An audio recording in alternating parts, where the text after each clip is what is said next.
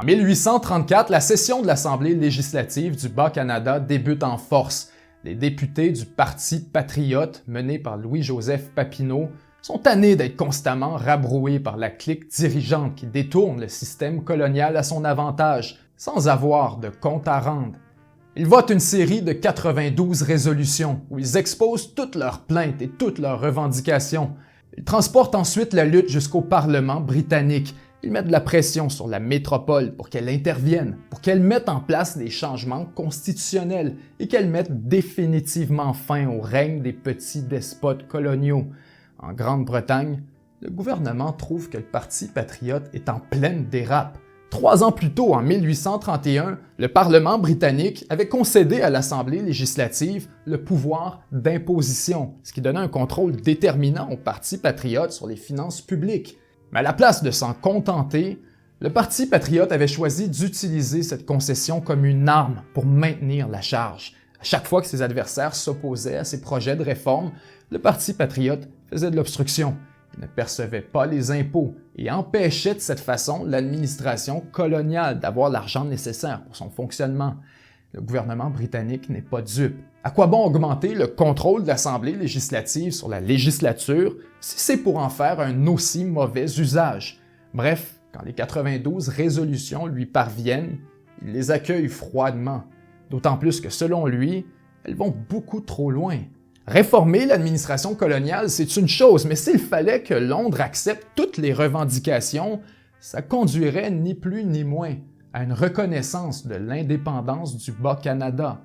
Si les membres du Conseil législatif devenaient électifs, si le cabinet ministériel pouvait être écarté, et si l'ensemble des finances publiques était contrôlé par l'Assemblée législative, quel pouvoir resterait-il vraiment au Parlement britannique?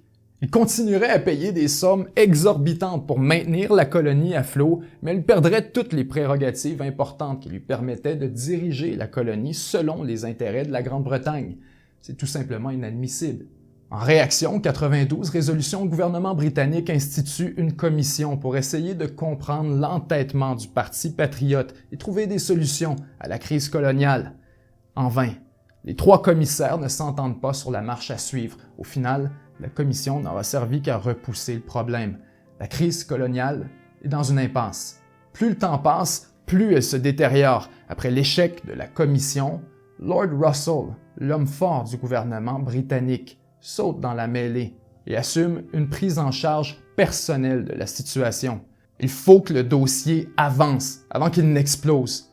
En mars 1837, il présente ses fameuses 10 résolutions à la Chambre des communes, à Londres. C'est une fin de non-recevoir des 92 résolutions du Parti patriote, mais il veut tout de même s'en servir pour établir un cadre de négociation. En théorie, il se montre ouvert à la discussion, mais en pratique, il demeure intransigeant sur un principe important. La Constitution coloniale ne peut pas imiter la Constitution britannique. L'administration coloniale doit, en dernière instance, rendre compte à la couronne britannique. Sinon, la colonie ne serait plus une colonie. Le principe est clair, mais de fait, il bloque l'essentiel des revendications du Parti patriote. Russell est ouvert à modifier la composition de la législature, mais l'Assemblée législative ne peut tout simplement pas devenir le centre du pouvoir colonial. Pour le Parti patriote, le château de cartes s'effondre. C'est la goutte d'eau qui fait déborder le vase. Russell pensait se lancer dans une ronde de négociations. Ces 10 résolutions, au contraire, enveniment une situation déjà toxique. En raison de l'autorisation accordée au gouverneur de contourner l'Assemblée législative pour prélever l'argent des finances publiques, l'obstruction menée par le Parti patriote n'a plus aucun sens. Le parti perd son rapport de force. Il n'a plus rien à perdre. Les assemblées populaires prennent le relais et organisent un mouvement de révolte. La voie politique est de plus en plus écartée et en 1837, la violence armée prend le dessus. La crise coloniale est allée jusqu'au bout de son impasse. C'est le début de la rébellion des patriotes.